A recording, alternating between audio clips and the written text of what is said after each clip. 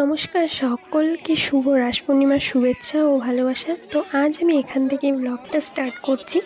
তো আমার শ্বশুরবাড়ি পাড়ায় প্রত্যেক বছরই রাসকালী মাতার পুজো হয়। তো এই বছর আমার কাছে এটা নতুন, কারণ আমি এই বছর বিয়ের পরে প্রথম দেখছি। আর আমি সেখানে অঞ্জলিও দিয়েছি। সকাল থেকে ব্লগটা স্টার্ট করার সময় হয়নি, কারণ সকালবেলা একটু কাজ ছিল, পড়িয়েছি, তারপরে রেডি টেডি হয়ে তাড়াতাড়ি করে চলে গেলাম ওখানে, অঞ্জলি দিলাম, তারপরে সব ছেলেগুলো অঞ্জলি দিল। আর তারপরে বিকেলবেলা আমরা রেডি হয়ে বেরিয়ে পড়লাম নবদ্বীপের রাস দেখতে। নবদ্বীপের রাস দেখা মানেই হাঁটার একটা পরীক্ষা, যত হাঁটো। টোটোগুলো ওখানে অ্যালাউ করছিল না, আমরা রাস্তায় অনেকক্ষণ দাঁড়িয়েছিলাম। কয়েকটা টোটো দেখেছি, কেউই যেতে চাইছিল না, কারণ ভিড় হবে, টোটো অ্যালাউ করবে না। অবশেষে অন্য একটা রুট দিয়ে আমরা গেলাম, একটা টোটোওয়ালা পেলাম, তাকে দাঁড় করিয়ে আমরা চলে গেলাম এই প্যান্ডেলটা দেখতে। প্যান্ডেলটা খুবই সুন্দর হয়েছে। যদি বলো সবথেকে সুন্দর প্যান্ডেল কোনটা লেগেছে, তো এইটা ছিল সেইটা। ভিতরে সব খুবই সুন্দর একটা ডিজাইন করেছে কুলো দিয়ে, আর ঠাকুরটাও খুব সুন্দর হয়েছে।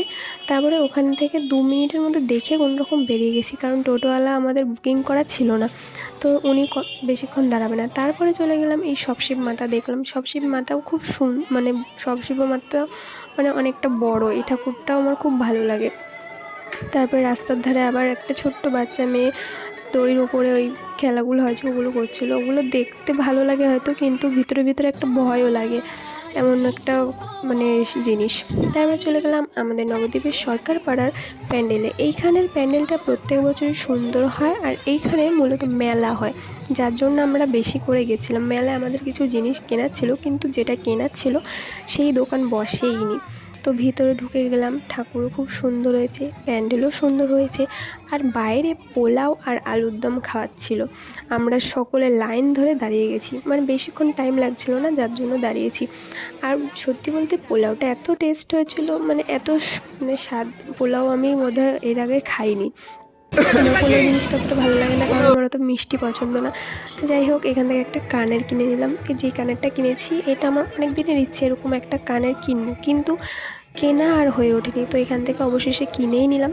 তারপরে তার বাইরেই সব শিবলিঙ্গ করেছিল। এই জায়গাটা নানান জায়গার শিবলিঙ্গ করেছিল, মহারাষ্ট্র, তামিলনাড়ু, আরও নানান জায়গা ইন্ডিয়ার মধ্যে।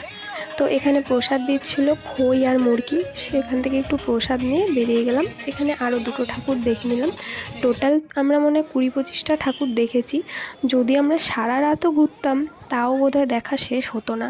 কিন্তু ওই যে হাঁটতে পারি না, আমিও পারি না, আমার বোনও পারে না। তার মধ্যে রাস্তার মধ্যে আমার আবার জুতোটা ছিঁড়ে গেছে, জুতোটা আঠা দেওয়া তো ছিঁড়ে গেছে। তো যাই হোক, তারপরে কোনো রকম রাস্তা থেকে ফেবিকুইক কিনে আনলো আমার বর, তারপরে ওটা কোনো রকম লাগিয়ে হাঁটলাম আবার কিছুক্ষণ।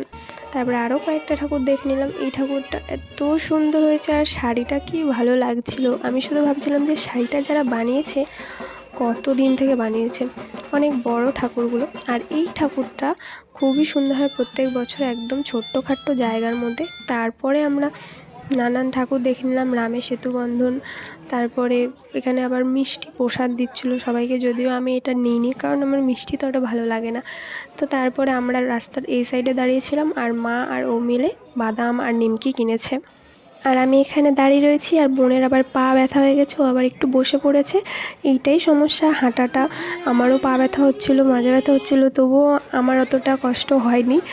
তো যাই হোক, তারপরে আবার ঠাকুর দেখতে বেরিয়ে গেলাম। আর সবথেকে ভিড় ছিল বড় কালী মাতা, বড় শ্যামা মাতা, তো এখানে তো ভিড় হবে আমরা সবাই আশা করেছিলাম। আর এটাই ছিল আমাদের লাস্ট ঠাকুর দেখা। এখান থেকে আমরা সোজা খাবার কিনেছি কিছু, তারপরে সোজা বাড়ি চলে গেলাম। তো ব্লগটা কেমন লেগেছে অবশ্যই কমেন্ট করে জানিও।